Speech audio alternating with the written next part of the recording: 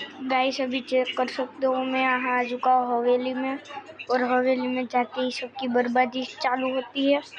और मेरे को लगता है अभी तो गाइस अभी चेक कर सकते हो, अंदर मतलब भूत नहीं है सब कहते हैं, और मैं अभी अंदर आ चुका हूँ। मेरे को कोई भी भूत नहीं दिख रहा, मेरे को तो कुछ भी नहीं दिख रहा। किसको दिखता है भूत?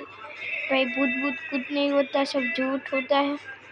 और भूत तो भाई होता ही नहीं, सब फेक है। मैं अभी बंदूक पकड़ के अंदर जाऊंगा घर के, और मैंने बंदूक तो पकड़ ही ली है। बाहर आएगी भूतनी तो मार देगा। अभी तो बाहर नहीं आए, आधे घंटे से दिख रहा हूँ, और भूतनी तो अभी मेरे को दिखी भी नहीं है। और वो भूतनी कैसे मार डालेगी गई मेरे को यार?